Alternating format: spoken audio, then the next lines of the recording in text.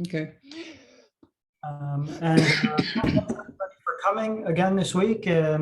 Today's speaker is Sasha Migdal, who'll be continuing a series of talks on his work on CBS. So Sasha, please take it away. Okay.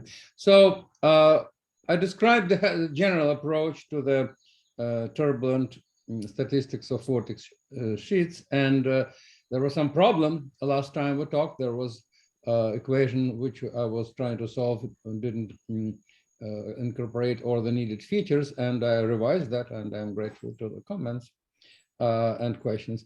So now I'm reporting the result of all that investigation. This time I checked all the possible aspects, but of course there could be something still wrong. That's why I'm very eager to hear your response.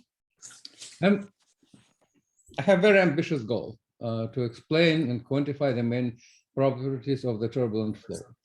So the first statement is that what I found is a tractor in the Navier-Stokes equation.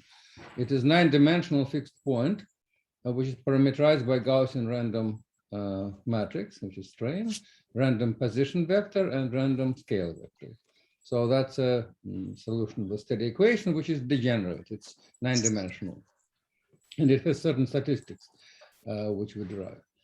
And that explains many properties of the turbulent flow.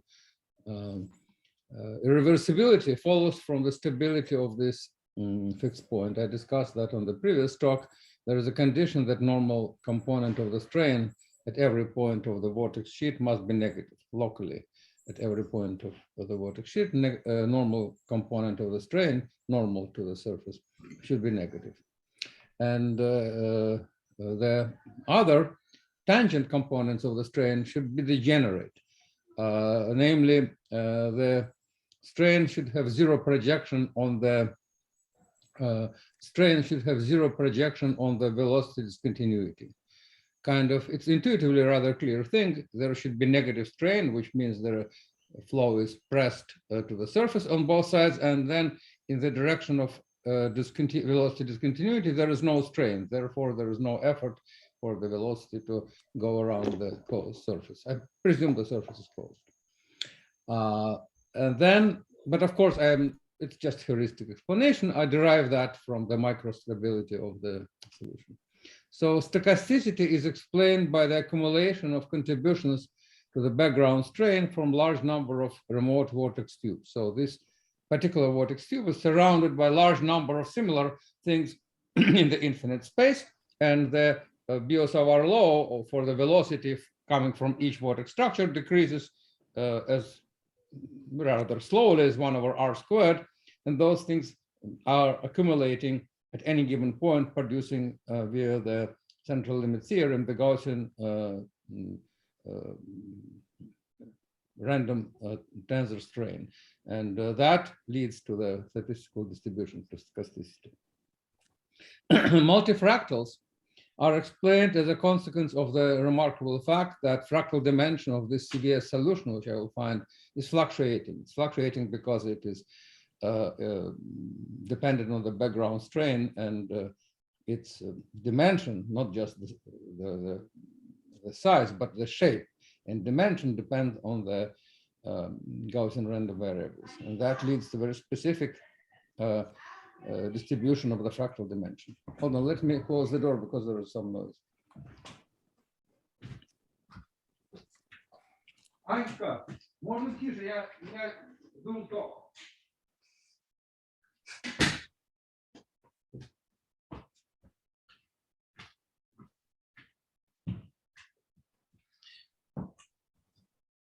So our flow is similar to that of the turbulent boundary layer theory, where there is a potential flow everywhere except in a thin layer of the viscous width near the surface, except in our case, instead of the surface of external body, there is a surface which is a vortex sheet, and it has the form of the tube. So it looks like it is a body, and the potential flow is flying around that, and then there is a regime of the turbulent, where all vorticity is concentrated in the boundary layer, and the rest is potential.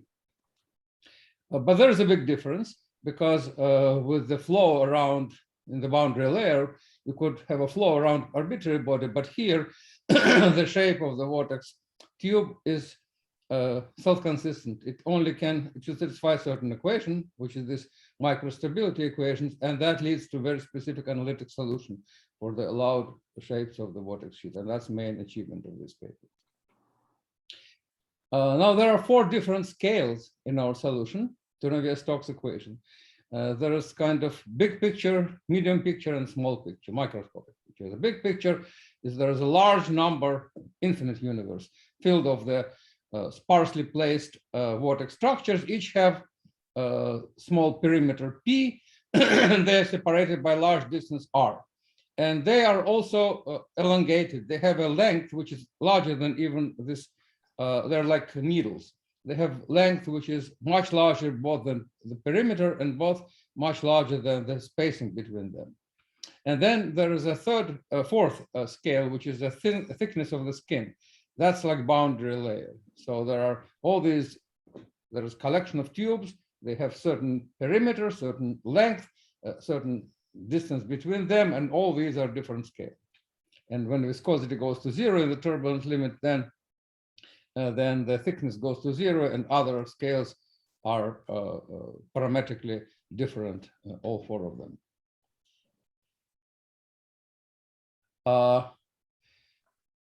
What was sigma on the previous page? What was sigma on the previous sigma page? is a parameter which is defining the thickness of the tube, but sigma in fact is a variance of that constant strain. I will compute that variance from self-consistency condition, and that relates to the energy dissipation. For each particular vortex tube, there is some energy dissipation. If you divide it by mean distance to the 4th power and raise to the 2/5 and multiply viscosity minus 1/5, then you will get this self-consistent variance of the strain. That's what I'm going to talk about. I'm just announcing it. Okay. Now, I already said all that. Yes, the shape of the tube is singular. It's made of the 4 hyperbolas. So it is like, this like flying wing. So 1, 2, 3, 4. 4 asymmetric hyperbolas determined by stability, and they all surround certain volume inside and certain volume outside. And they are approaching each other, going to infinity on each of the 4 directions. So if you look at the flow in the cross section of the tube, it has the following shape. Now, Theo, you wouldn't be able to object about a normal component. It's ideally 0. I computed with very high accuracy. In fact, when I'm solving in one, that's a flow in one particular quadrant. If you look at that flow, you'll see that's outside the flow outside, that's a flow inside, and the red line is a vorticity. So there is a velocity gap, and the normal velocity is ideally 0 to the 16 digits, because I have an analytic solution. I can compute it. Now, like I said, local potential velocity and local strain must satisfy these CVS boundary conditions. That's how we derive them. So let me remind these conditions. Huh? Could I just ask a question? So the vortex sheet is comprised of these 4 hyperboloids that are infinite in extent? Yes. So it's you see, it's a tricky thing because they're a singular shape. There are 2 different definitions of extent. The perimeter grows to infinity, the mean distance between points grows to infinity, area inside grows to infinity, but they all have different power laws. So that's non-trivial object. Yes. But they just, I'm just saying they live on the plane, and they, it's just some extrusion of a hyperbola curve, and it's independent of one of the directions. That's right. It's it's a cylindrical symmetry. You take those 4 hyperbolas, put them on a plane, and build the tower in both directions vertically, and that's how you So that means if you were to have other of these structures, they would necessarily intersect this one. Yeah. No, if you look at the probability of two needles intersecting in the infinite space, it's 0. No, but these are not needles, right? They are I needles. mean, these are No, these are needles. needles would be codimension 2 for me, but these are codimension 1 surfaces. Like Yes, you know, they do intersect. they end in reality, because when these, I will talk about that later, when these two sheets approach to each other on a viscous distance, that is when they terminate. They couldn't go any longer. So that these side wings are terminated because of viscosity. You see, it's not complete theory. If you have 0 viscosity, they would extend to infinity. If you have any finite viscosity, then at some point, the distance spacing between sheets will be comparable to the thickness, which is viscosity. And then the solution would not apply, and then different solution applies. So in that sense, they all actually are finite at finite viscosity. And the picture of the sparse objects filling the space applies to this finite thing. So the distance between them is much larger than that viscous defined size of the wings. Okay. But do you have a solution which actually ends, or you just have the ideal I'm studying solution? that solution right now. It's a different paper. I'm not going to talk about it. You could solve that because that is rather simple problem, similar to the flow around the wedge. There are all these boundary layer Prandtl theory which applies here, and but you could find exact solutions, yes. But I'm not reporting it here. I'm only reporting that solution and the solution inside of this vortex sheet. So it's a potential outside and should satisfy the boundary condition. Boundary conditions are very simple. One boundary condition is that normal component of velocity must be 0 on both sides. And the strain should be orthogonal to the delta V. And the normal component of the strain should be negative. That's 3 conditions. Well, first 2 are equation, and the third is inequality. And those conditions follow from the microscopic analysis. And for convenience of the reader of my paper, which is in archive, I reproduced that analysis in Mathematica file. So it is quoted. It's published. There is this Wolfram cloud, and anybody could access. Have a link, give it in my citation index. So you could go and check how that solution satisfies the equation, etc., etc.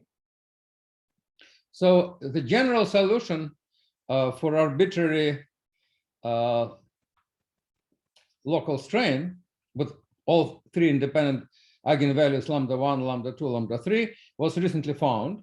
And that's what I reproduce is that paper, is that Mathematica notebook.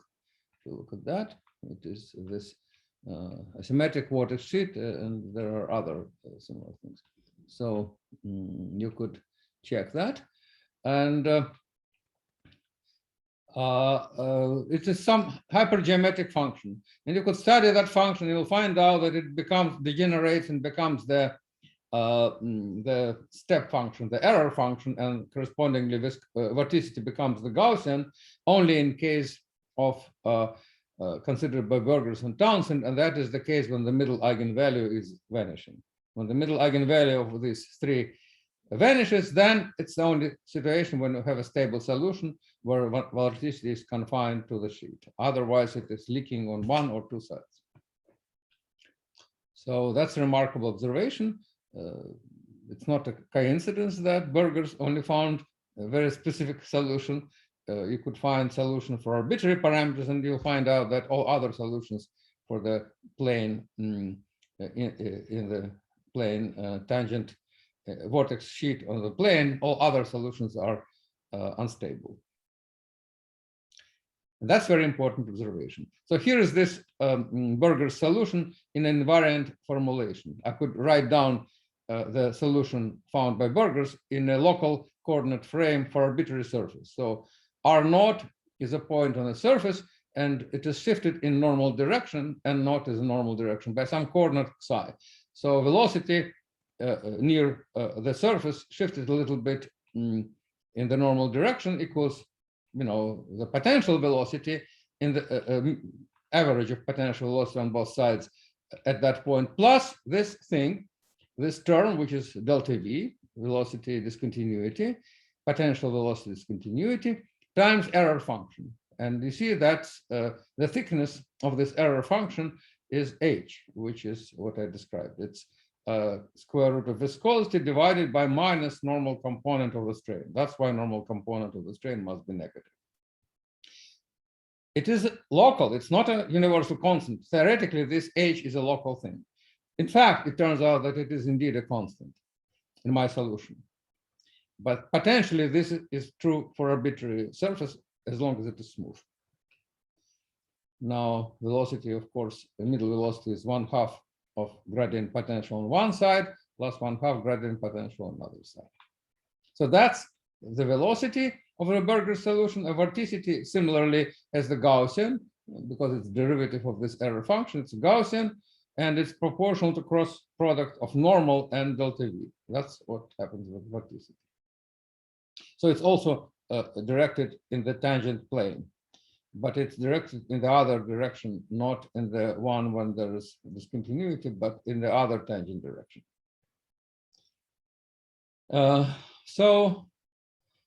Here is how the error function looks. This thick, width, that's a normal direction. The width here is about this h, which is called the viscosity divided by strain. And when the viscosity goes to 0, that becomes the step function, which is the velocity discontinuity. Now, a remarkable thing, which we have shown on the previous talk, is that if you take the energy dissipation integral,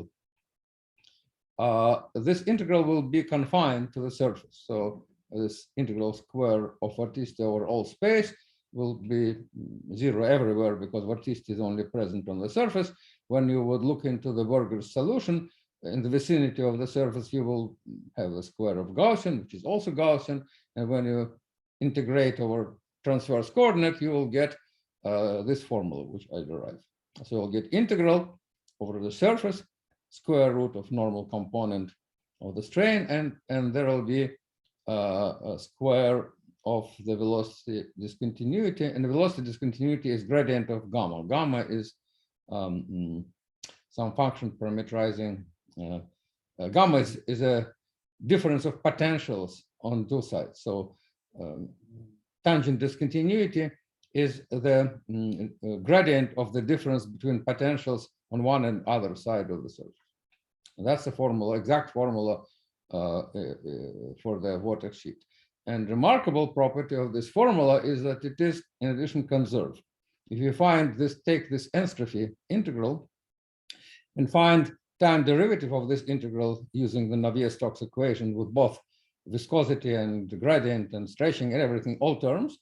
If you find that, you will again compute that in a limit of viscosity reducing to this Gaussian solution, and you'll find the formula, which is this. You will get the formula for time derivatives, which is proportional to strain sandwiched between velocity discontinuity. So if strain annihilates velocity discontinuity, that time derivative will be 0. And that's a remarkable thing. That's a new conservation law. So the entropy is conserved on this stationary surfaces. Which Can I just ask, so to be expected. If they're surface, stationary, then the dissipation shouldn't be leaking from them. But any other surfaces corresponding to any other solution of the Navier-Stokes equations with non-vanishing middle eigenvalue would not have that property. So that's another derivation, if you will, that there should be those CVS boundary conditions. Then can I the ask, entropy is conserved. We kind of vindicate the 80-year-old conjecture of Kolmogorov, who said that entropy, the energy dissipation is a constant. Indeed, in Kolmogorov theory, energy dissipation is a constant when you express it in terms of three-point function, but when you express it in terms of entropy, it's an embarrassment because nobody have proven that entropy is conserved, and therefore it was a miracle that it should be a constant. Now we have explanation. Can I ask? Indeed, the Wait, time can you hear? derivative terms specifically cancel on that surface. Can you hear?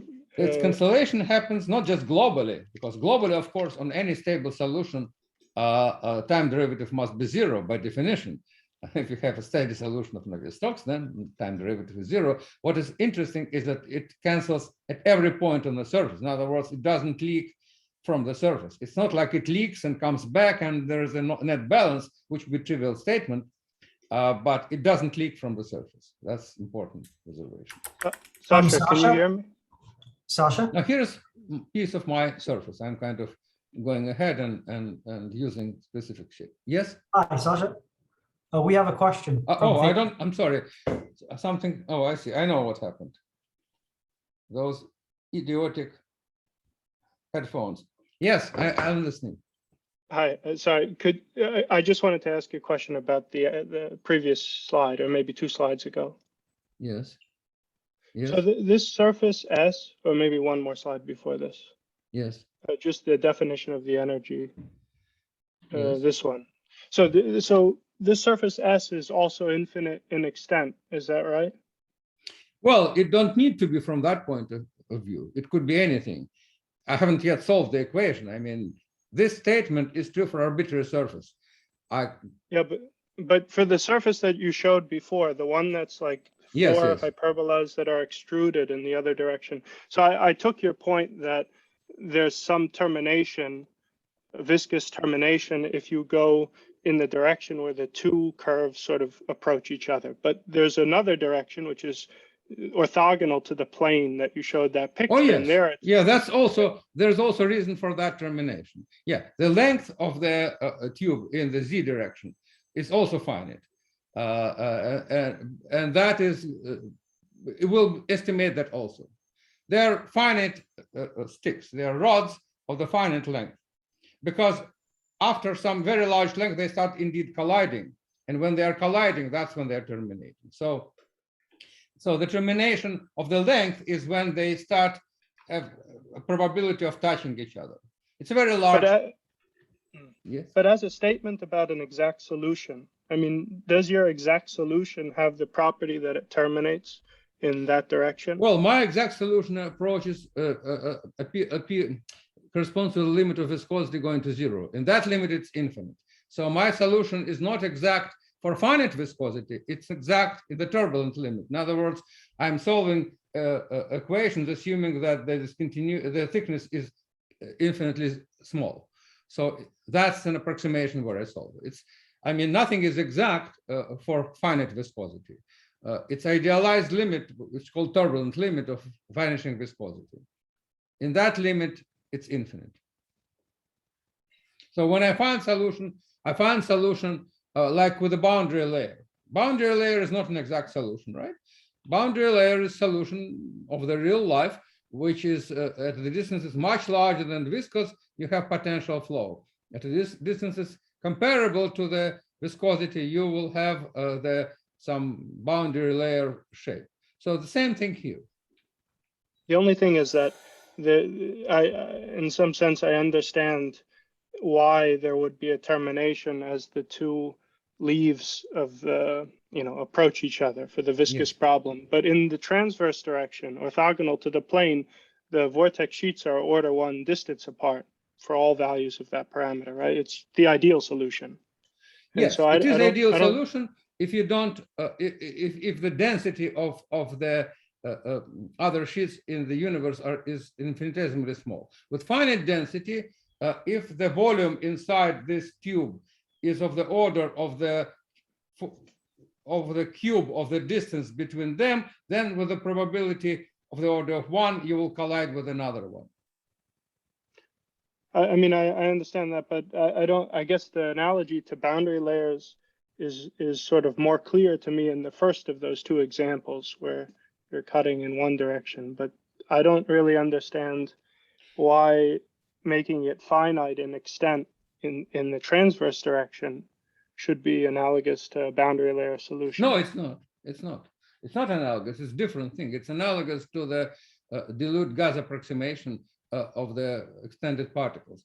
I will talk about that in a moment because that's something which I'm going to discuss in the rest of the talk. So let me come back to that issue a little later. I hope I'll answer a question. So now assume there's only one such object in the background of strain created by others, which are all placed at infinity. And I neglect chances of collision.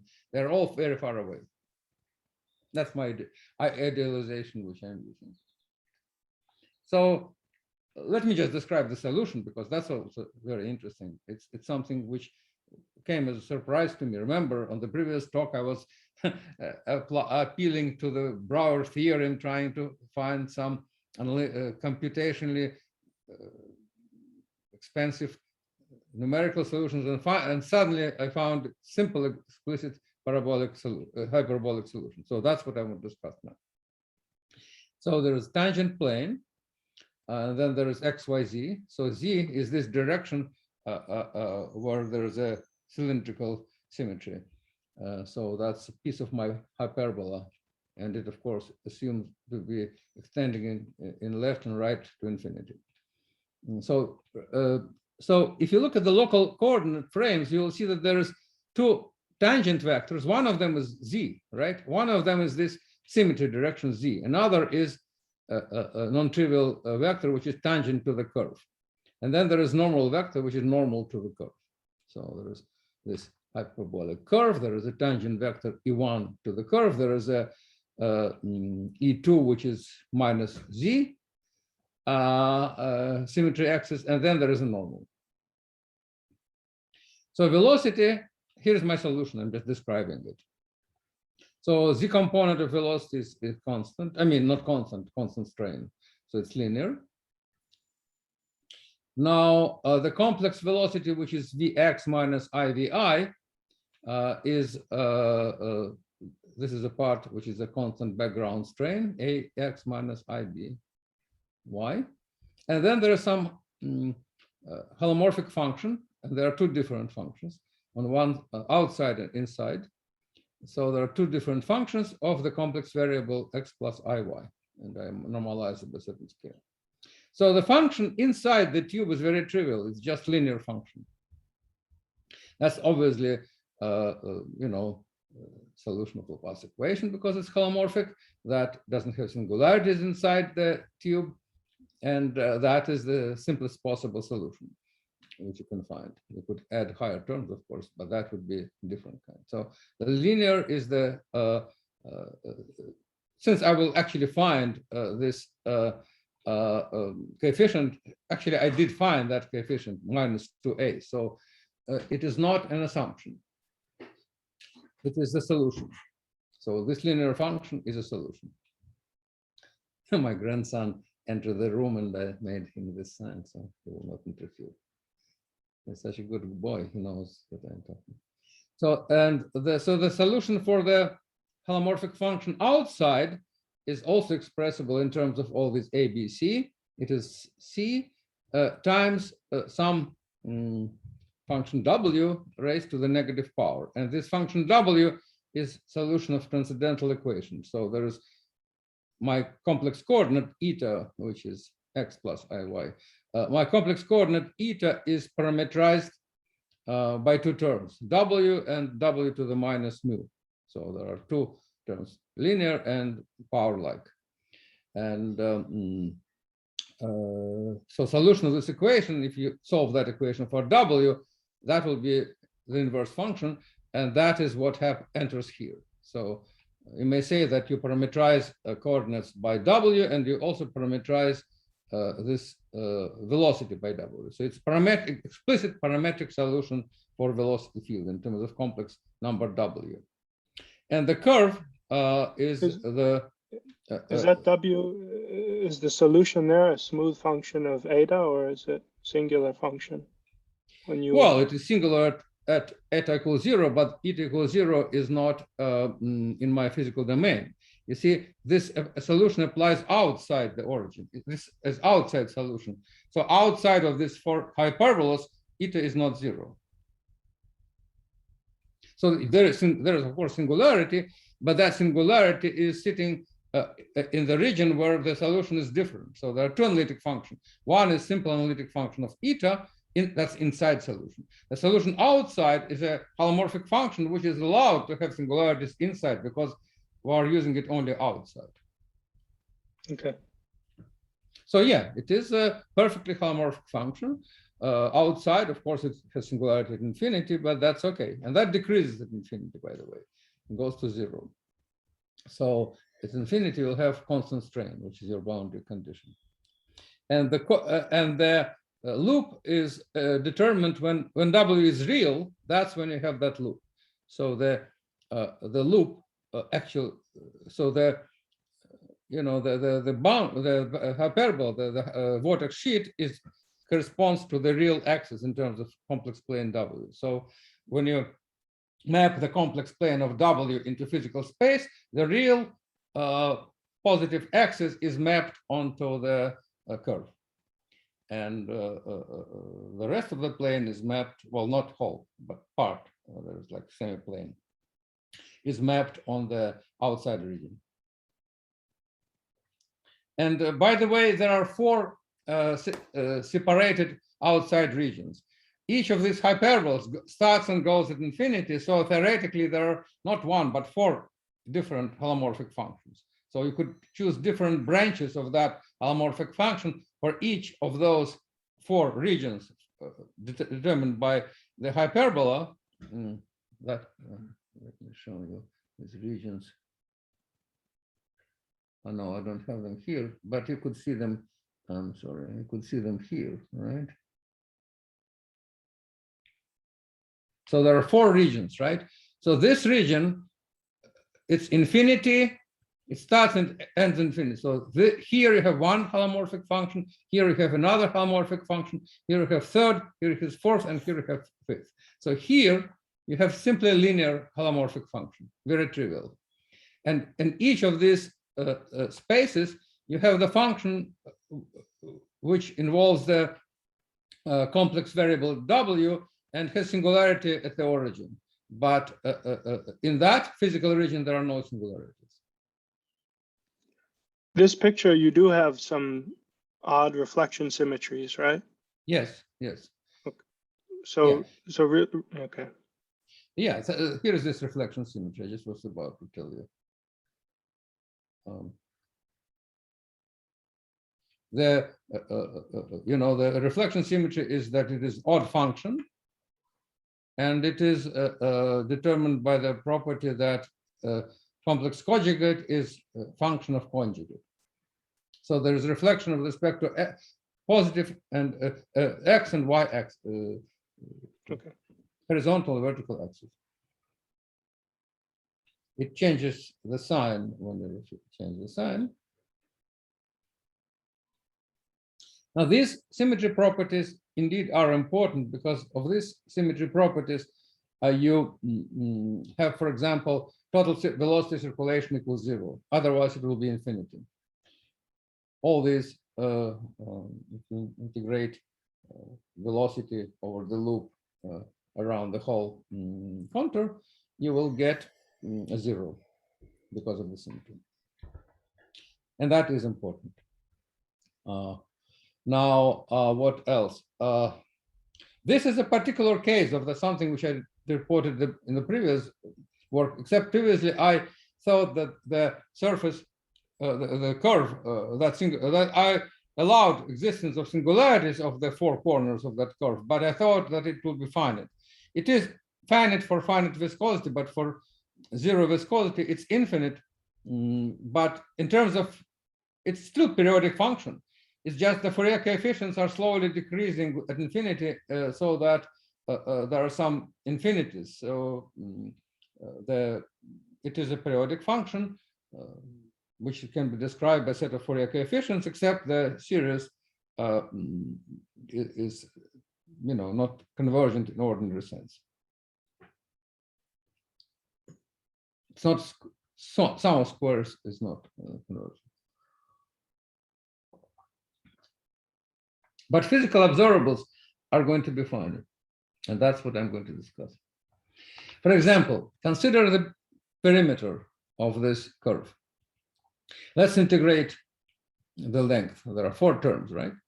There is some arbitrary parameter R0 in front of the solution, which is not determined by equation because of scale invariance. So there is some unknown parameter R0, and then there is this integral.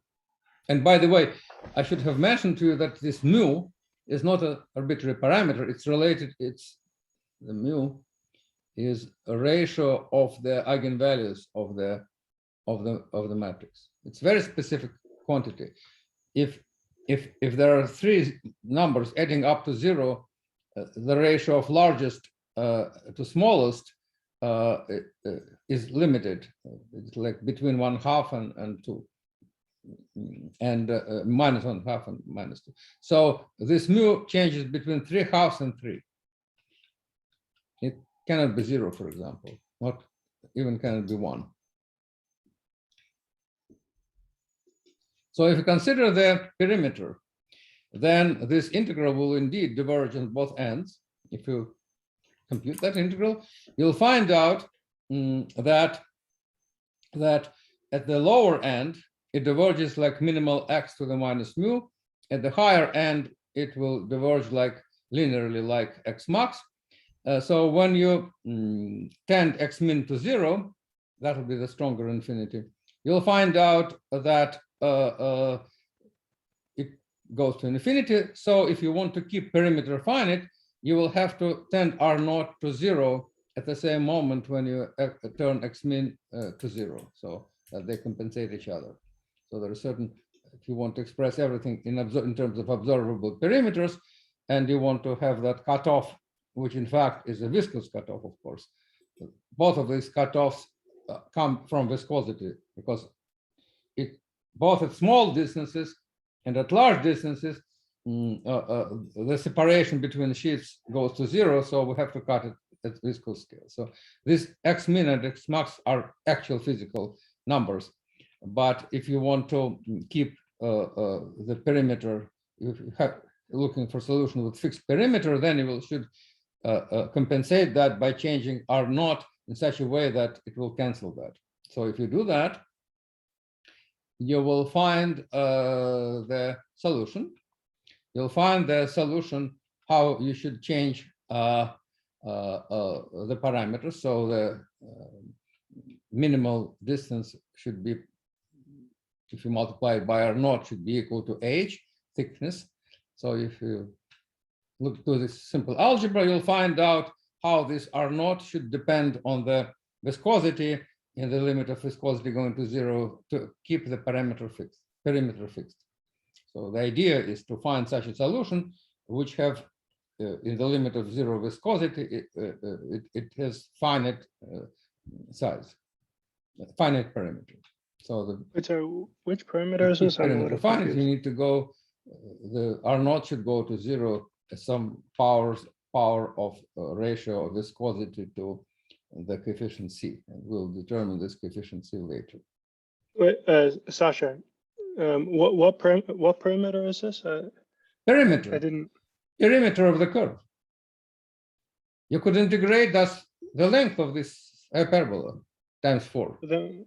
So how can that be finite if it's converging? Well, with the finite cutoff, it is finite, right? It's exact formula for the integral.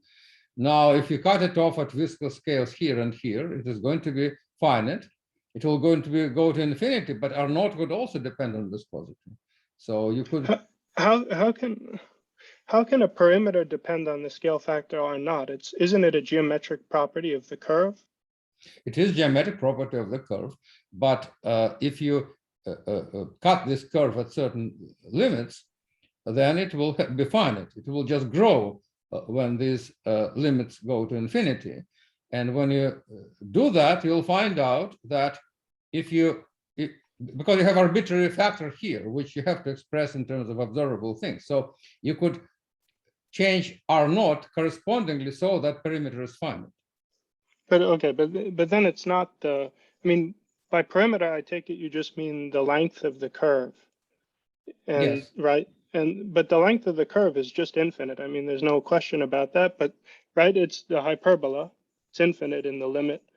In But the there's limit, it some will be infinite, but you multiply it by something which is going to 0 and you'll get finite result. Yeah, I just don't understand. Okay, maybe what I'm don't understand is, I mean, okay, there's a parameter. So maybe just the wording, the perimeter is finite. I mean, you're converging to a curve with It infinite is length. perimeter of the cutoff solution. It's a perimeter of the solution which is cut off at viscous scale. It's a physical perimeter, not mathematical. Mathematical perimeter is infinite if we already set viscosity equals 0. However, if we consider very, very small viscosity so that the thickness of the curve is much smaller than its size, then this termination would happen at very, very large size. So you will have that correct formula for the hyperbola, except at the various, at one and another end. And at these two ends, you will have to terminate it. So I'm just, Okay. Sasha, yes? the picture of the surface, the projection of the surface you showed us earlier with the hyperbolas, that particular picture was not computed with these particular scalings in place. Is that correct? That was just at the ideal for the ideal. Yes. equation. Well, But you know, the piece of paper has finite width, so it was so that's one cutoff, that's another cutoff, if you wish. Yeah, so Yeah. as you increase the cutoffs, it goes to infinity. The length goes to infinity. Yes. But of course it goes to infinity at a rate given by how you take the cutoff to infinity. I just don't understand the role of that parameter. I mean, No. You yeah. can find those cutoffs because cutoff is determined by the condition that the distance between these two sheets is of the order of the thickness of the sheet, and you know the thickness. So you could estimate up to a factor, you could estimate that cutoff on both sides. That's what I'm trying to say. Okay, that so cutoff is not my arbitrary parameter, which I could imagine. I have to cut off when the distance between when the distance between two red lines becomes comparable to their thickness, then I should solve different equations. And I'm actually solving these equations now, just not reporting it here. You could solve genuine Navier-Stokes equations in the situation when these two sheets are very close.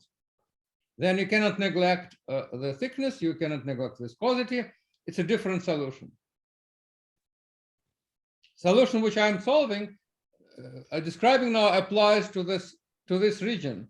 It doesn't apply to these corners. It applies to the huge region in between at small viscosity compared to the, this size. Most of the region is where you could neglect the thickness. But if you go to infinity, then you have to take into consideration the finite thickness of the line, and then you will have, at some point, that equations, which is Euler equations, will not apply. You will have to solve different equations, Navier-Stokes, at these two corners. This here, and here. okay, yeah.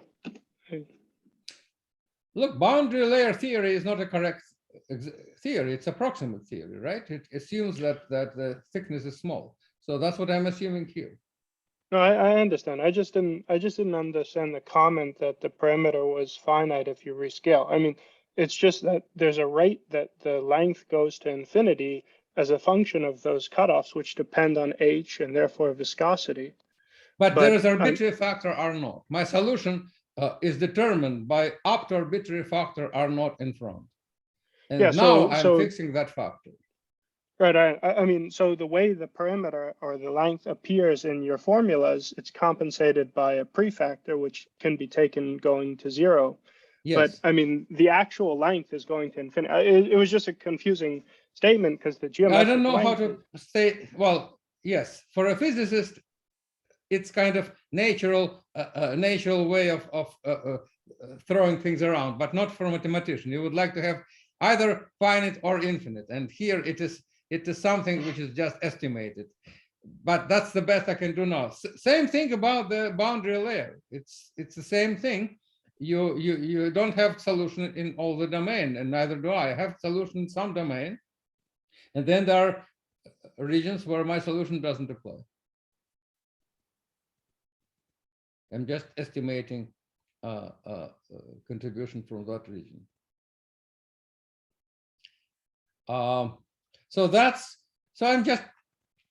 That's a simple exercise. I could compute the perimeter. I could also compute the area. Area is very simple. You just integrate x dy.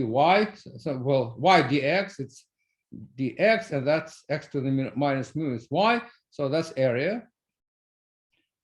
Here, the maximal limit could be infinity, but there's also a minimal limit. So all these things scale as certain powers of that x min.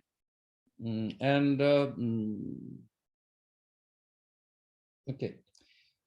So let me leave it here because there is still some undetermined part of the problem. What is this eigenvalues A, B, C? Because they are entering all these formulas and I want to estimate them. And that's important new thing which I'm going to report. So look at this picture. This picture are symbolic showing my, it's not a very good picture because it doesn't look like that, but that's a vortex structure in the middle of the sphere. And the rest of the vortex structure are sitting very, very far away at an infinite sphere. So this circle with red hair is symbolizing other structures very far away from this one. And this one, blue, is actually the structure which is sitting in the middle. So what I'm trying to show here is that all these far away vortex structures are contributing to the strain. They are adding via Biot-Savart formula. Biot-Savart formula involves sum over all possible structures in the universe. So if there are a very large number of structures very far away, then their number will be proportional to the R squared, and their contribution will be proportional to 1 over R squared. So they will have this background which will contribute to the strain. And that is an important thing to understand. That's origin of stochasticity. Because they're located at random locations, they're not correlated with each other. So the contribution to the strain from each one will be some random tensor. And when you add large number of random objects with zero mean, then you will get the Gaussian. That's why you get how you get this Gaussian distribution of the random strain, of the background strain. So here is the formula for the strain. If you have some vortex structure with vorticity and some blob, then that's a formula, Biot-Savart formula for the velocity, and that is second derivative, the first derivative of velocity, which is a strain. So this strain is this integral. It falls like 1 over R cubed. So if you, integrate over your infinite sphere, you'll get R squared dr divided by R cubed. So something which is not negligible. And that's what I'm going to explore now. I'm going to compute that self-consistently. So first of all, let's assume that this will be a random Gaussian random variable. So if it is tensor, which is random Gaussian, it has, of course, it is symmetric tensor strain, and then it has zero trace, as we know. So the distribution for the symmetric tensor, Gaussian symmetric tensor with zero trace is very well known. It is this. If you integrate out the rotation matrices in that mathematical formula, you will get this van der Monde determinant. So you will get distribution or A, B, C, which add up to 0. And there will be some factors like B minus A, C minus A, C minus B, and those factors will be important ingredients of our distribution.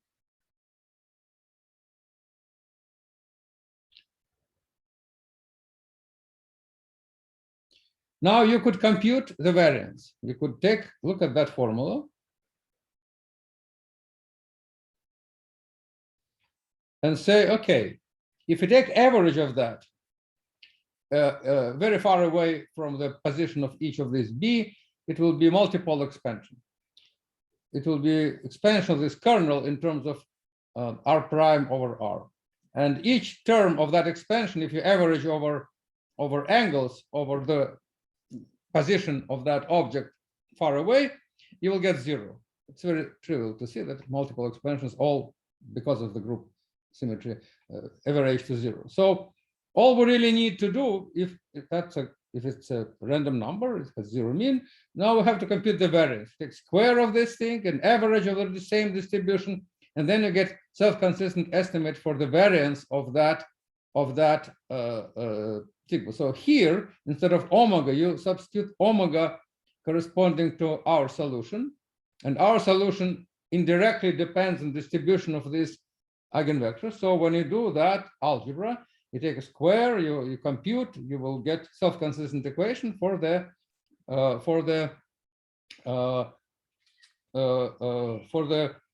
sigma, and sigma actually cancels in that equation. You'll get instead a relation between you will get relation between the length of the object, length of that rod, and the distance between the mean distance between objects. And here is what the relation which you will get when you do that self-consistency calculation. It is in my paper, you could take a look. But it's ideologically, it's clear thing. You have this explicit use of our formula, you have solution, you could take the square average, and you will get the self-consistency equation for the variance. So what you get will be these estimates. You will get estimates which relate the perimeter and the mean distance. You'll find out the ratio of mean distance between objects to perimeter is proportional to square root of R over H. So it is large variable. So R is much larger than perimeter, which is good news, which is what's supposed to be. So it's parametrically very large. Then the L, the size of the length of the rod is also much larger than the mean distance. It is grows as ratio to the 3/2. So from all these estimates, you will get explicit relation between my scales and viscosity. So all these estimates assume that energy dissipation is finite and everything else, and viscosity goes to 0 while energy dissipation is finite. So I have an estimate of energy dissipation, I have estimate of sigma, and when I combine all these estimates, I'll get this scaling laws, which are justification, are vindication of my assumptions, because I do have indeed, for example, that length is much larger than perimeter, that perimeter is much less than distance. So all these estimates are confirming this hypothesis of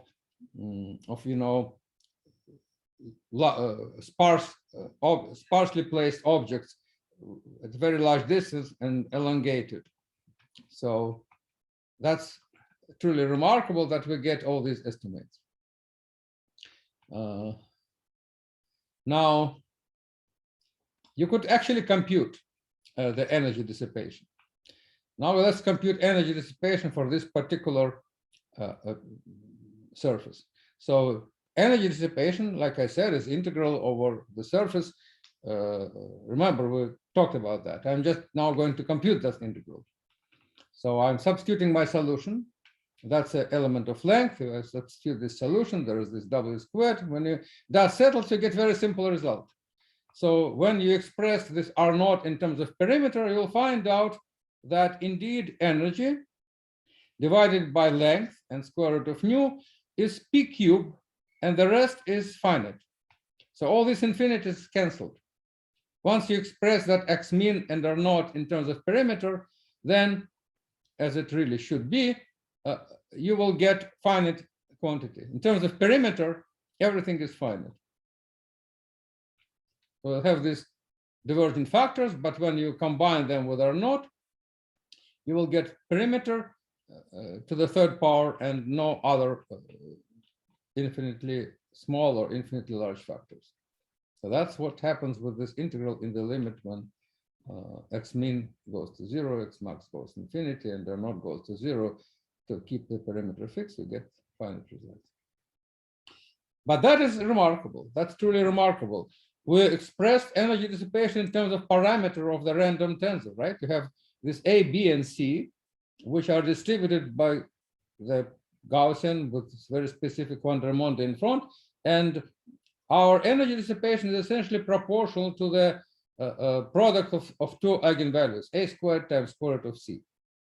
So when you substitute that here, you could take that random matrix integral, integrate everything out, except this combination A squared square root of C.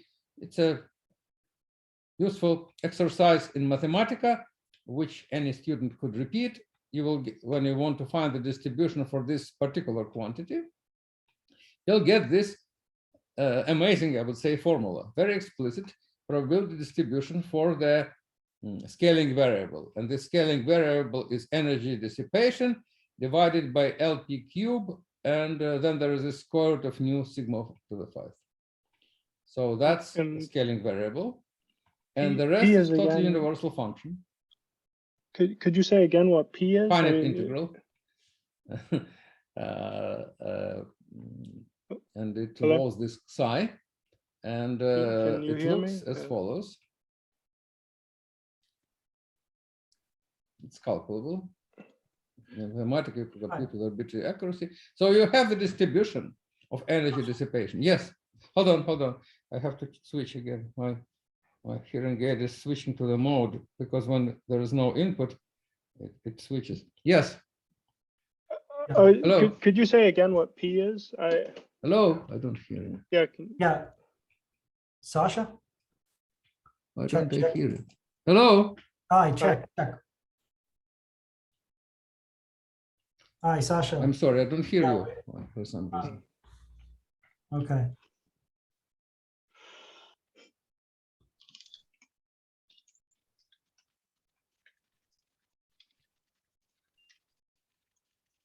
Hello? Hi, check. Well, I have to do something about that. Hold on.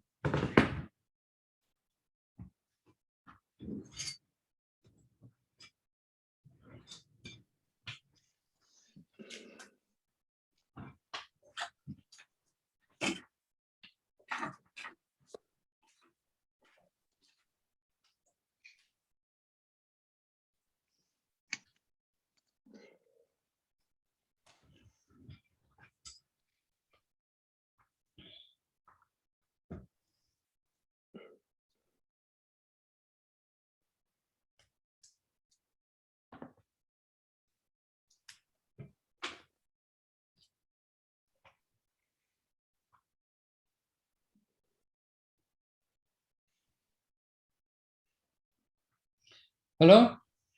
Yeah, can you hear me?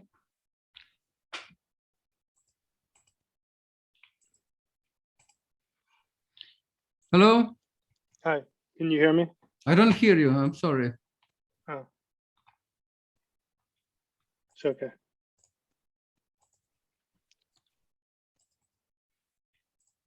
Maybe now. Can I speak now? Yeah, can you hear me? Yes, okay. Okay. No, sorry, I just wanted to understand. So could you say again what P is? I mean, is it infinite in this limit or not? I didn't quite understand. Hold on. What are you asking? You have in these formulas P, the parameter. Yes. And I was just asking, could you say again how that's defined? I mean, is it infinite in this limit or not? Well, this is integral for the energy dissipation. R naught is entering here. Previously, I expressed R naught in terms of perimeter and X min, and that so Yeah, I understand. But what I'm asking is the perimeter. I mean, is that going to infinity in this limit? no. So I what keep is the perimeter? fixed while I'm tending R naught to 0, I'm tending X min to 0, and then this factor compensates this infinity, and you'll get finite result. Oh, I see. So it's again just language. I mean, that's the point is p cubed is the limit of that integral. It's not the perimeter. It's just. I am expressing R naught in terms of perimeter. Okay. But why? I don't understand the word perimeter. I mean, isn't the perimeter or the length of the hyperbola infinite? I mean, why use the word perimeter of the hyperbola, which is cut off at two ends. Yeah, I know, but then you take the ends to infinity, so it goes to infinity. I take the ends to infinity, and I keep R naught going to 0. When ends going to infinity and scale goes to 0, this thing shrinks to infinitesimally thing with finite length. What I'm trying to say, if this is my length, which goes as X min to the minus mu, and this is my overall scale R naught, which is also going to 0. So if I compensate, if I take this R naught and go let it tend to 0 so that it will compensate this growing factor, then I will keep P finite. In other words, I express R naught in terms of P from this relation.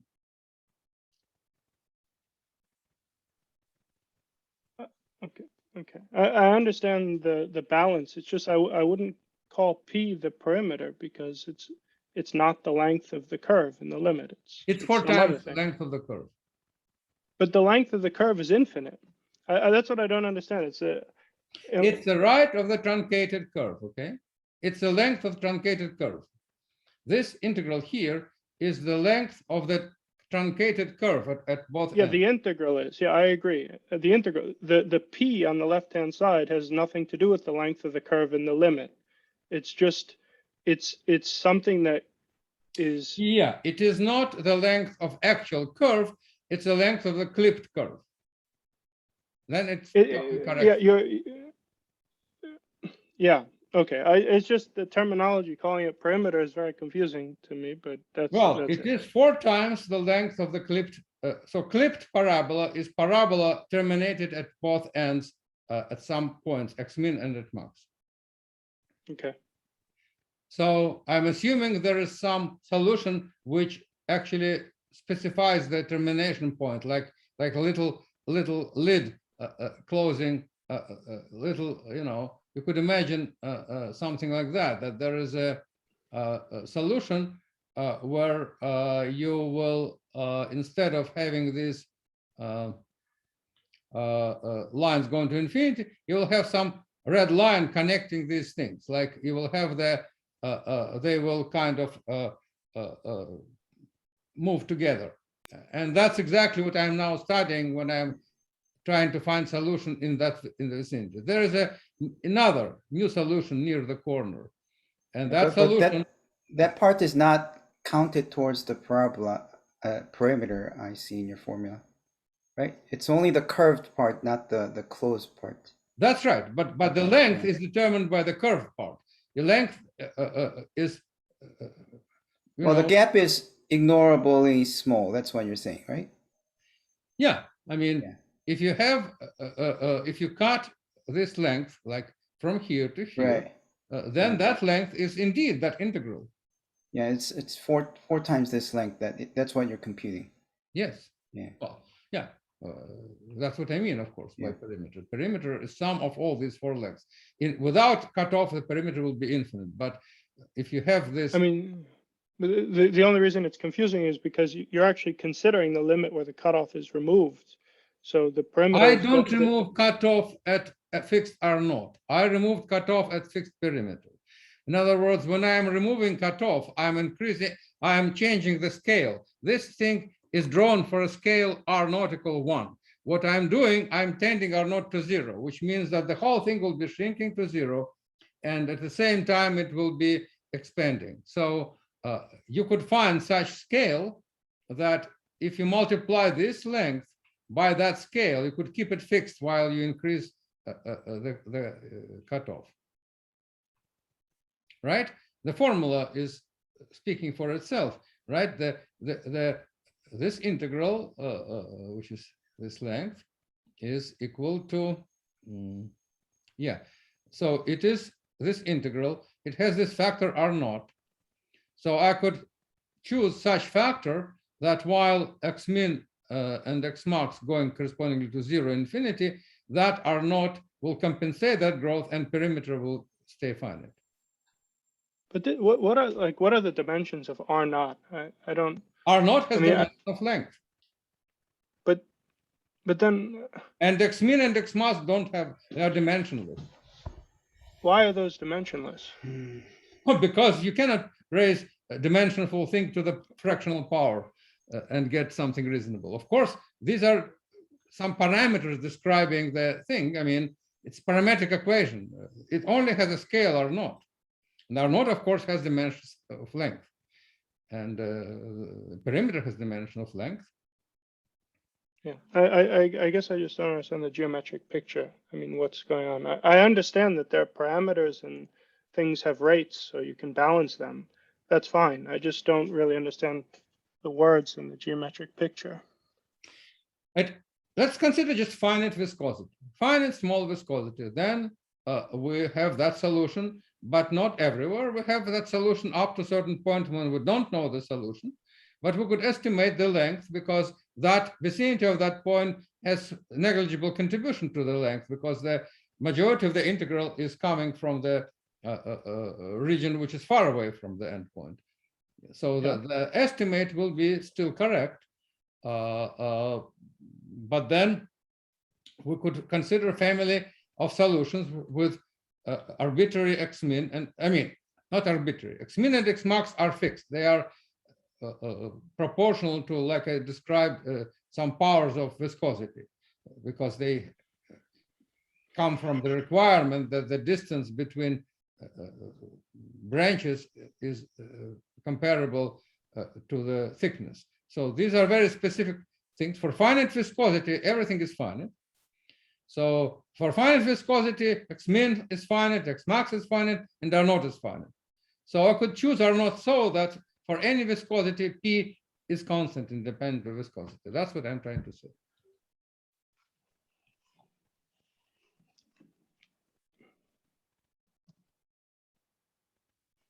I should fix something, right?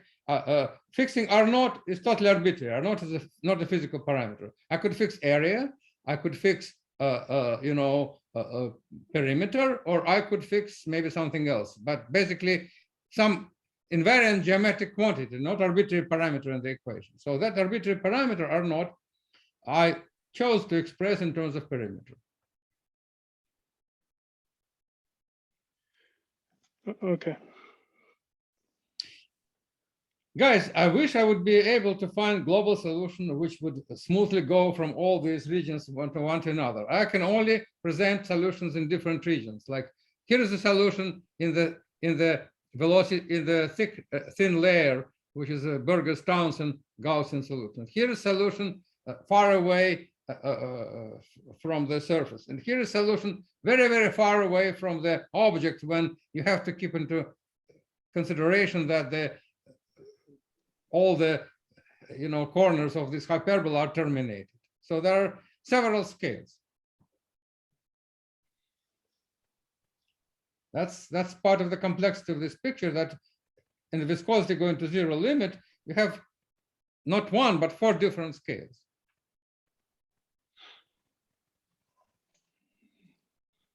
Okay. So if you come back to that, then we see the following. So the energy dissipation is expressed in terms of this R naught, which is, as we remember, is a function of viscosity, and we are choosing to express it in terms of the perimeter. And then there is this integral, which is can be computed estimated for small x min and large x max, and you'll find that we'll have exactly the correct power of x min such that if you multiply it by cube of R naught, you will get finite result. In other words, my choice of R naught is kind of vindicated by this computation. My choice of R naught is such that if that the energy dissipation, in fact, expressed in terms of perimeter and doesn't have any factors of viscosity anywhere.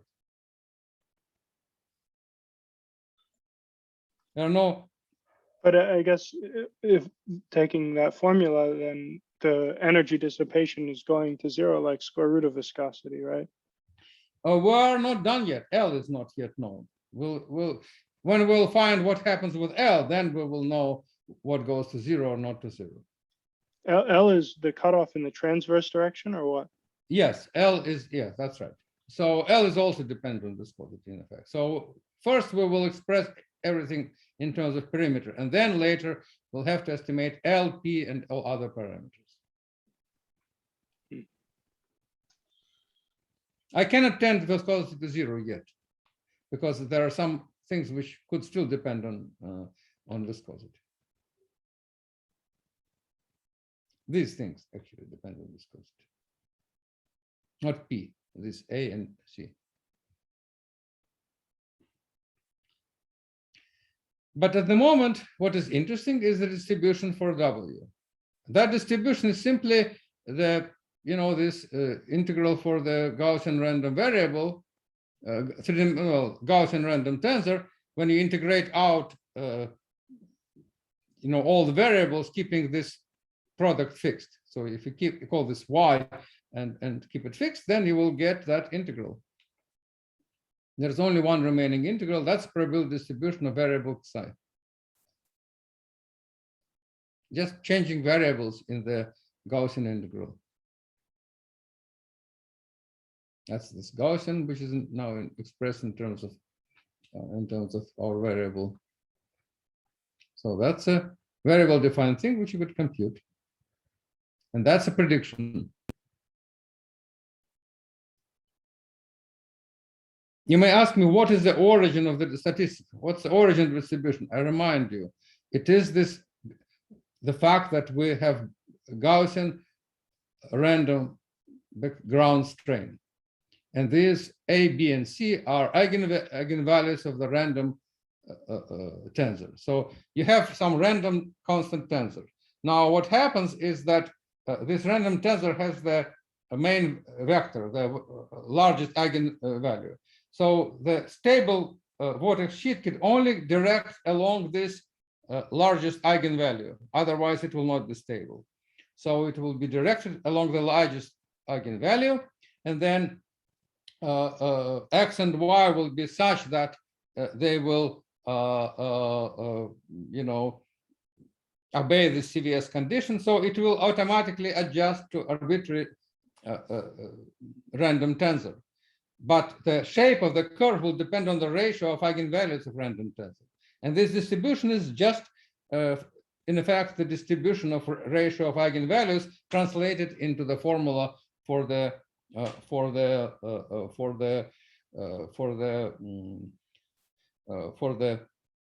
dissipation. There are no more assumptions here. I just take that distribution of the vector, and that results in this distribution for the dissipation. But that's not all. There is more craziness. Other crazy thing is that if you consider this hyperbolic vortex tube, you'll find out that its index mu in equation of the tube is not a constant. This index is a random variable, right? This index mu is a ratio of eigenvalues. So we have fluctuations of that. It's distributed. So we have something like a random curve. This curve at any fixed mu, of course, is a hyperbola, but it's random hyperbola because the index of a hyperbola is random and has very specific distribution. Now you could consider this perimeter, and you could compute the average spacing between points. You could, in the same way as you could estimate the perimeter, you could estimate the spacing between 2 points, and you'll find out that log perimeter is proportional to 1 power of x min, and log delta r is proportional to another. So when you change x min and they go to 0, the logarithmic derivative of perimeter by the delta r is this. That's what you would call fractal dimension. So there is randomness because these are random things. My object is such that its size p is proportional to non-trivial power of its length. It all counts because of these singular edges. But if you compute both of these objects, the perimeter, like we computed, and similar integral for average distance between points, you'll find out that they obey non-trivial scaling law. Logarithmic derivative of perimeter with respect to delta r, which is in fact logarithmic derivative of perimeter over x min divided by logarithmic derivative of delta r over x min. If you take the ratio, you'll find simple answer. It's mu minus 1 divided by mu. So if you call this variable d, and again consider that random matrix distribution, you'll obtain very interesting thing. You will get the distribution of this fractal dimension. You'll find that this d is a random variable distributed with this very specific probability distribution. Distribution of mu translates into distribution of d.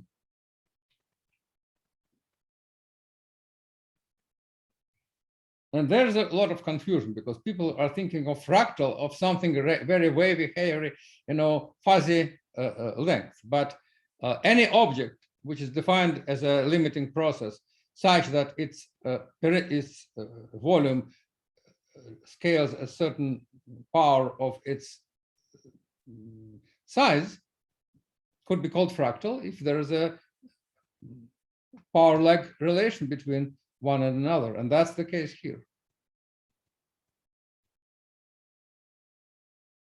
That you understand how I derive this formula, right?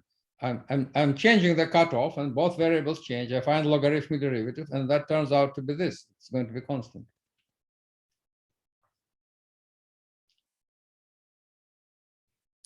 Guys, you don't hear me, or I'm totally.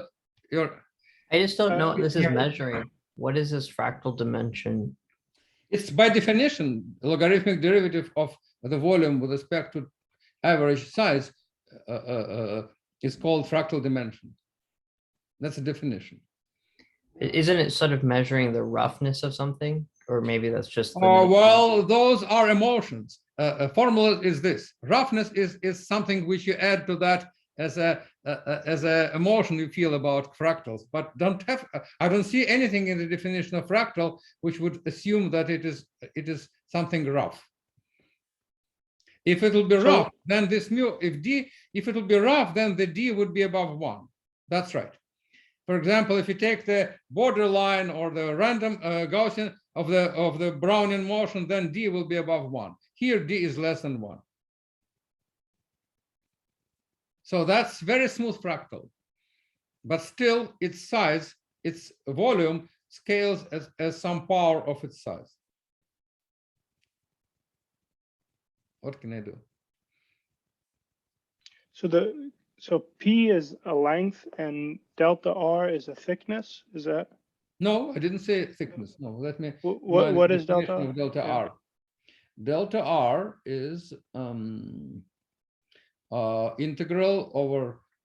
You take 2 points on a curve and you integrate over 1 point and another point, and find the mean distance and the take square of distance between these 2 points, integrated over the curve, and divided by the normalization, which is perimeter square. So when you find such definition of average square of distance and square root of that, you will get what I. Delta R is double integrals. P is single integral over the curve.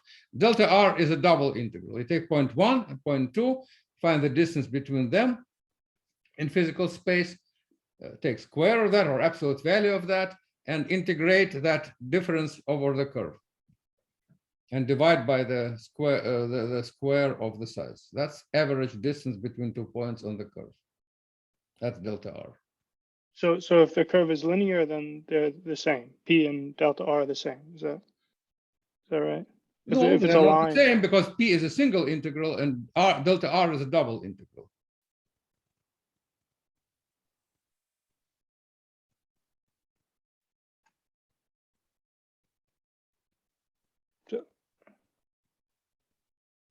So is it P squared, or is that, I mean, I just want to understand what the definition is. Is it, if it's a line, is it P squared? Yes. Yes, with line it will be P squared. So Here you will take in 2 dimensions, you will take yeah, it will take the physical distance, yes. so then if I use this definition, don't I get 1/2 for a line? I mean,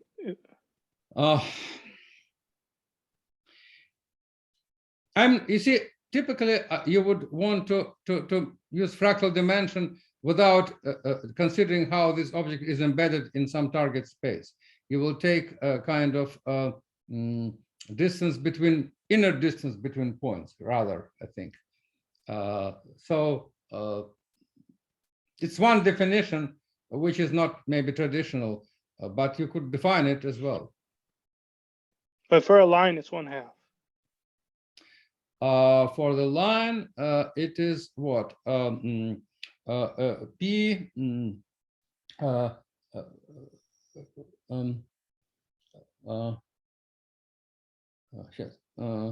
squared.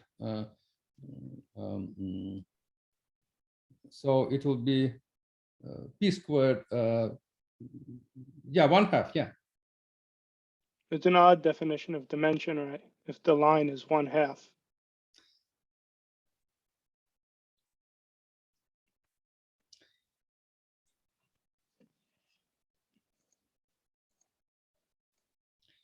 I really don't care what is the definition.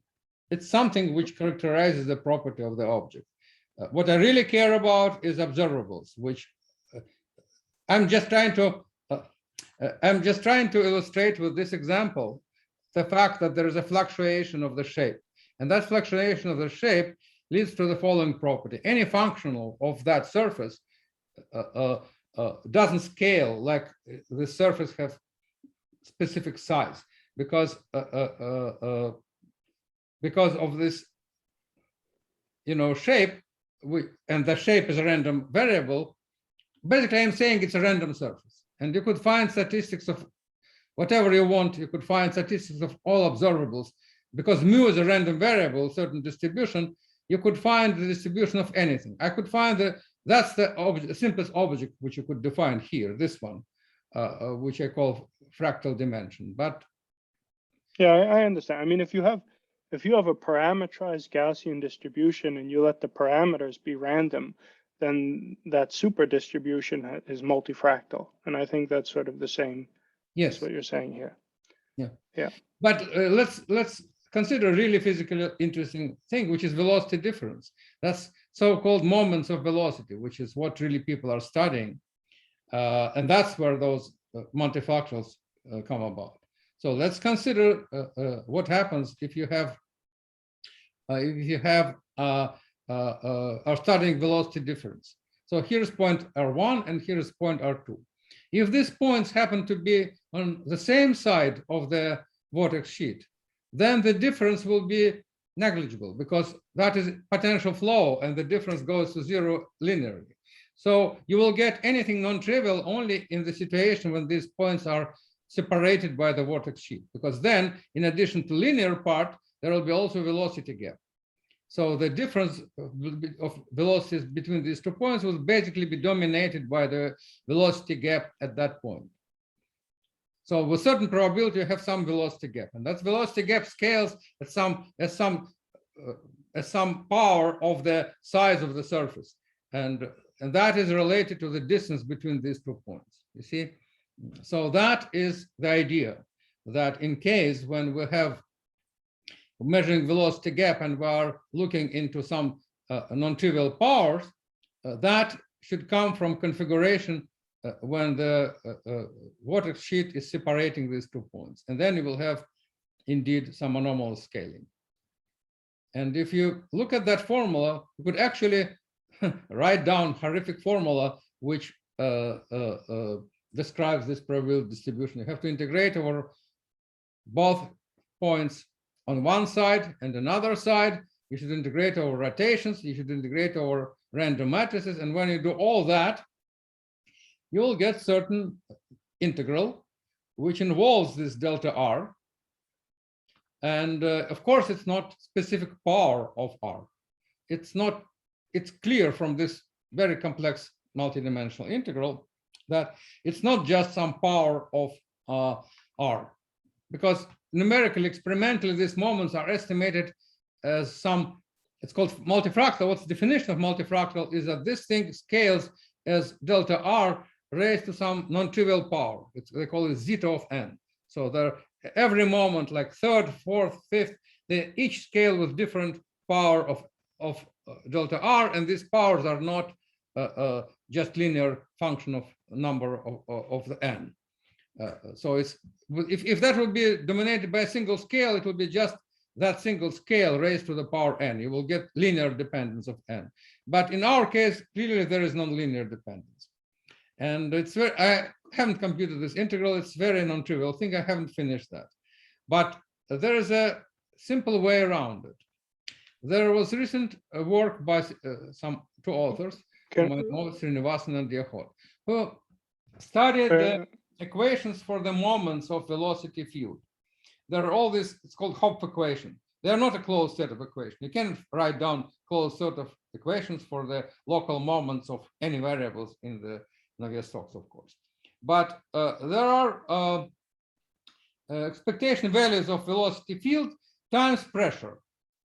And they observed the following thing. They said, okay, let's sin a little bit. Let's replace the pressure by the Bernoulli formula. And Bernoulli formula will be minus 1/2 v squared. But multiply this Bernoulli formula by some coefficient alpha. And they call this coefficient alpha, the reason why it is not equal 1/2, I mean, there is extra factor because what they call normalized viscosity. But in my view, that is very natural assumption, because in majority of space, in my theory, there is a Bernoulli formula. These smooth surfaces take very small fraction of space. If you pick a random point in space, then indeed pressure would be sitting in the potential part flow. That's a probability very close to 1. And then pressure will be equal to minus 1/2 v squared. So if it is, I could say that, okay, pressure is minus 1/2 v squared times alpha, and alpha is a probability to find a vortex sheet at the given point. So if you estimate pressure as Bernoulli pressure times probability to find no vorticity, then you will get that empirical formula which was used to Srinivasan and Diahot. So when they did that, they got closed set of equations for the moments of velocity, and indeed those equations, you know, are very closely matching numerical observations. So that is not a solution, of course. That's just an indication that indeed with this picture of you know, potential flow with some smooth vortex sheets between points, you will get correct answer for the moments of velocity. But of course, nothing could replace actual computation of this. So that's what I have to do next. So the vortex sheet is also, I think it's a different notion of multifractal, because in what you defined, you were just looking, I mean, that average was of the tangential jump, right? So it's a line, it's essentially an average over the curve at moments of the tangential jump. But but Yeah, you could also but consider. no, it's not just tangential jump. You see, you have to go all the way around the curve. You know, when you find the distribution, this tangential jump would enter an arbitrary place of the curve.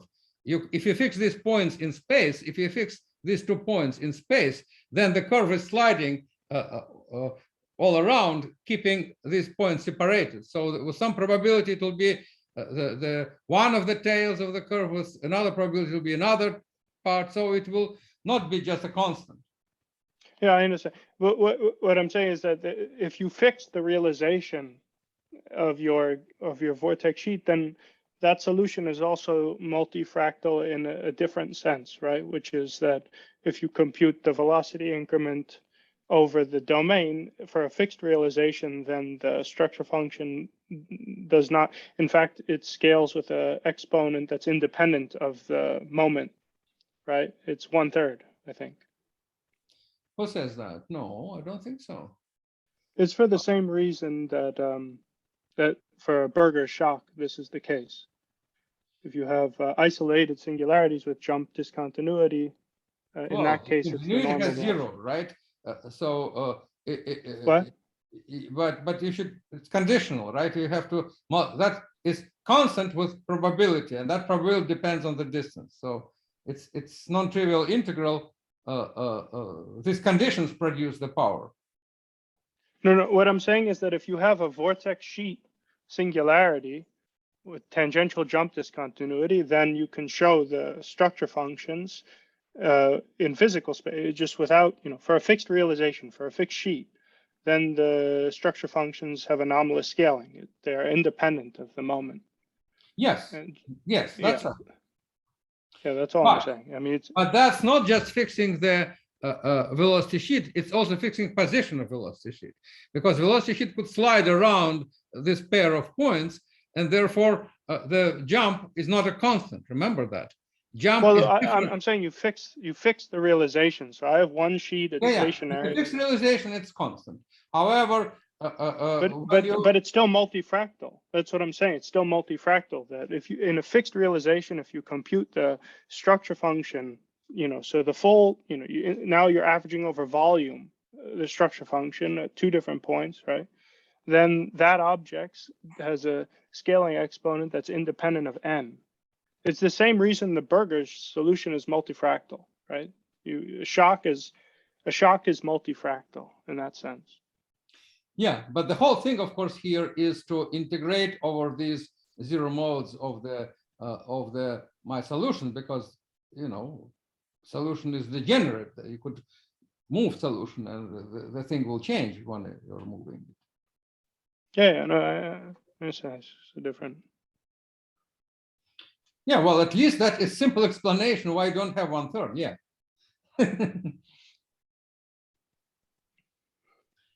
Yeah. So I would say it is the reason why you want to have something less than 1/3 n, or something which saturates at large n, for example, which indeed it does. Yeah, the thing that I'm saying saturates at large n. In fact, it's independent of n.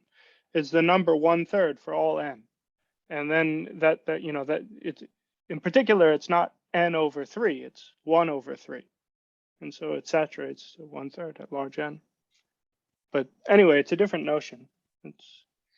It's not inconsistent. There are lots of things to do here, and I simply couldn't do it in one bite, and I just kind of notice the phenomena. I see the origin. What I'm trying to say, at least I see the physical origin or mathematical origin of multifractal behavior. I do see that. That's what I demonstrated. Now, explicit moments, that's another problem for another day.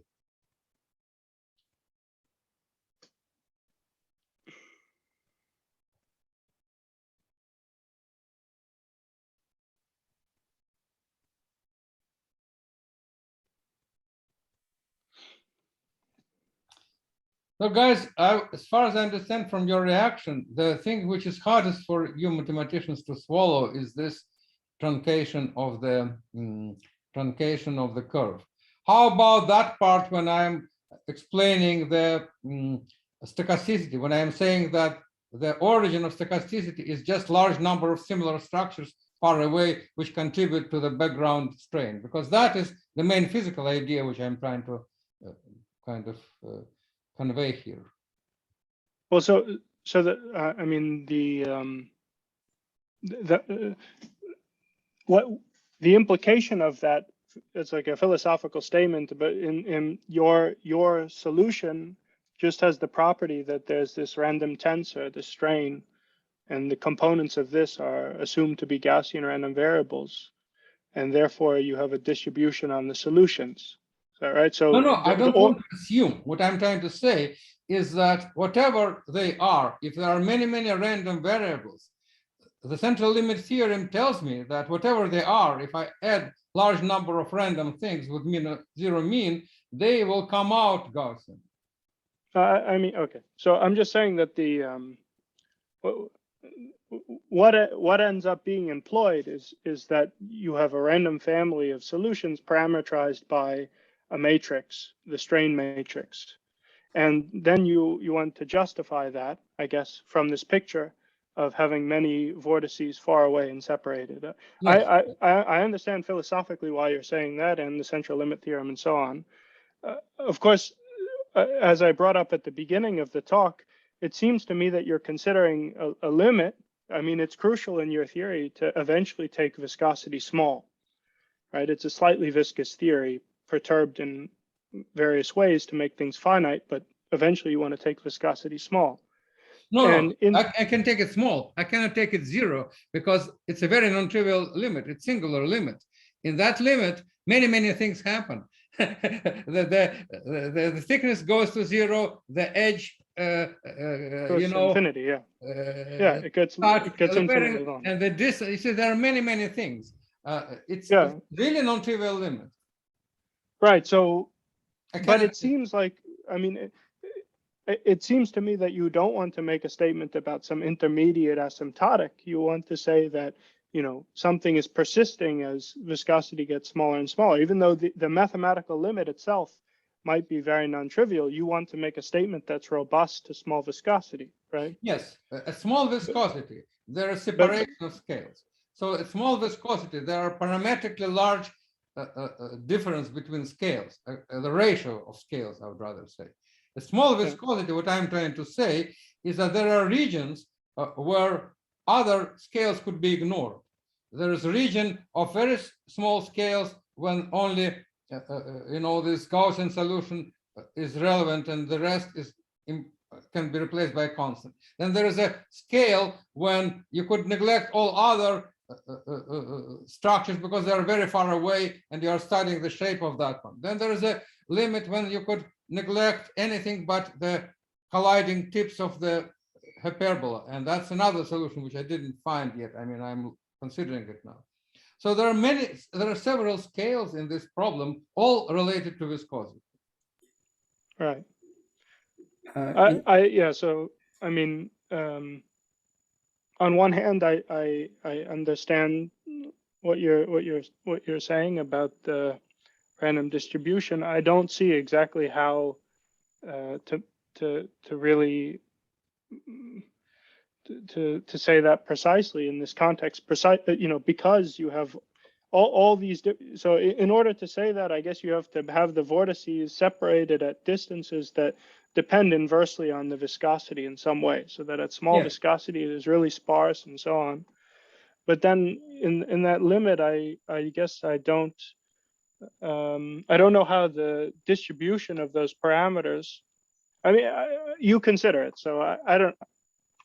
I have to just read it and think about it. I don't know. Well, the only distribution I can really derive is the distribution of eigenvalues, and I mean distribution of that random tensor. That is theoretically derived from central limit theorem.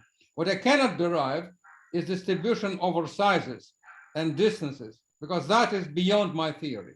Indeed, I only can estimate that the distances are much larger than the size, the perimeter of the object. That's, and I can estimate.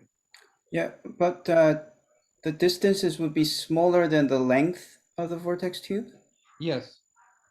So when you had that summation over this big range, big sphere, wouldn't the vortex tube be protruding the sphere?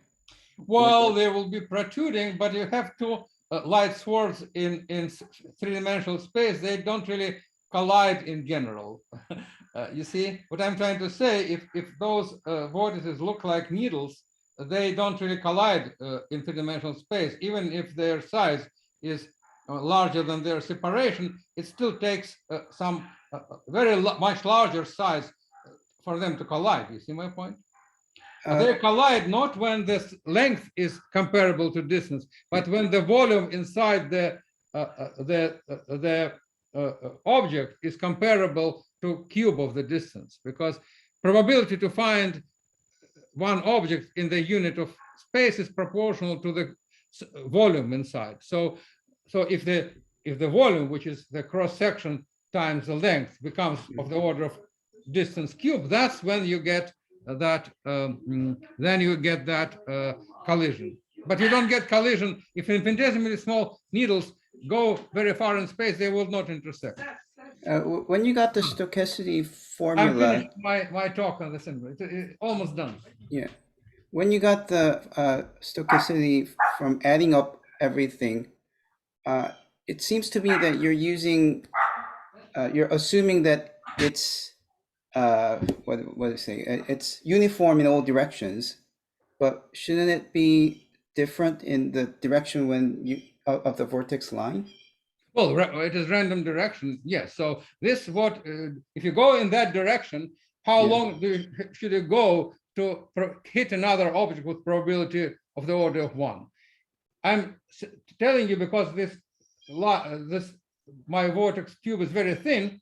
You could go much farther than just the distance to the nearest object, because what you really need to happen is you need to the volume which you spend in your motion to be comparable with the cube of the distance, because probability to find the another object in certain volume is density times the volume you spend.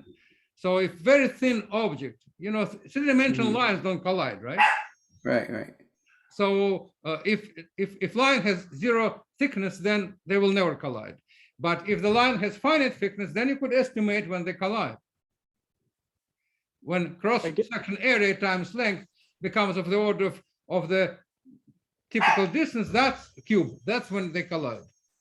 Yeah, but when you do the integral, shouldn't you be integrating with respect to the nearest distance between this needle and the neighboring needles? So yes. When you are in the long elongated tip of the needle, wouldn't it be closer and closer to the neighboring you're right. ones? You have to compute something more precise. You have to take two needles, finite diameter needles, place them randomly in space, and find the probability of collision as a function of their length. That will be more precise integral. It is slightly different from what I'm saying, because other object is not a point, but also a needle. Yes, but you're right. Oh, okay, but like you're saying that in terms of like order 0 calculation, you get your result. Yes. Is that okay? Yeah. Well, it's simple probability theory. Take two rods in space, randomly place them, and find the probability of collision as a function of length and area. Why are they rods and not extended surfaces? Why are you saying rods? Well, because it is much longer than it is its perimeter.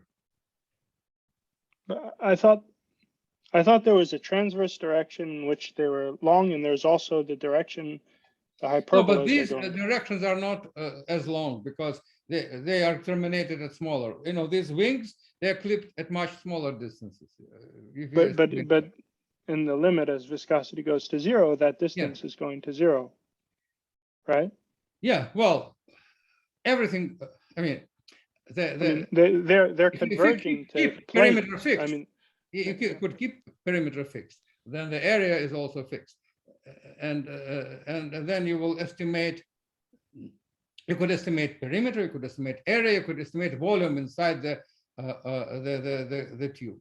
So my statement is that volume inside the tube should become of the order of 1 for that to happen. If 1 is the distance between objects, then volume should be proportional to the cube of that distance. That's when they start colliding. But if other distances are not points but rather other rods, it's slightly imprecise statement, because you need to take random positions and rotations of 2 rods and see when they are intersecting. It's a good problem. I mean, yeah. It's a good problem. Take 2 randomly placed sticks in space. If they have infinitesimal thickness, then they have 0 probability to collide. But if they're finite thickness, then it's not 0. You could estimate it as a function of their length.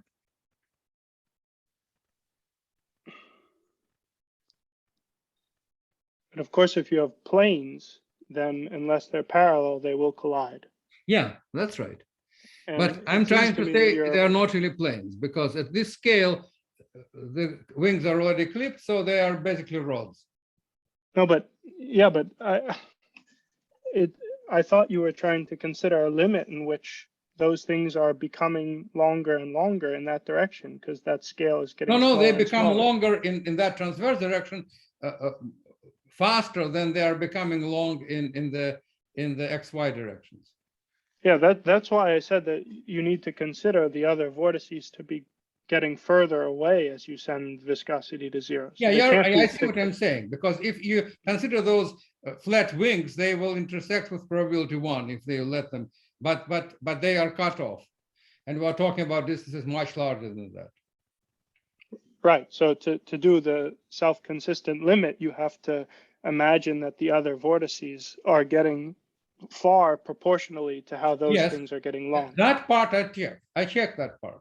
I checked that indeed the distances between them are much larger than that cutoff distance which we have because of those viscous clipping of the wings. Okay. There are many things to do. I'm not claiming I solved all the problems. I would rather say I found problems to solve, but what I claim and what I think I indeed found is exact solution for the CVS shape. That is the basic thing.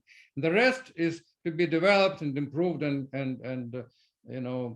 worked out. And I'm prepared to find some imperfect things which need to be changed. But I hope this time the solution at least is, solution is correct, because I simply can substitute it into Mathematica and it will tell me that equations are solved. And I have a notebook for that. So that I'm sort of sure. And other things, it's just the beginning. Okay. Well, thank you. Thank you, guys. It was useful as Thank you very usual. much, Sasha. Thank you. Okay, thank you. Will you Yeah. pass around the slides? I'm curious in the Yes, note. I will send you the slides. Okay. Thank you. And by the way, everybody, we don't currently have a speaker lined up for next week, but Dennis may want to have a discussion. Maybe we can meet or to have a discussion, or we can just have a break. So we'll see. I'll keep you posted. All right. Take care, everybody. Okay, Thank you. bye-bye. Yeah. Bye.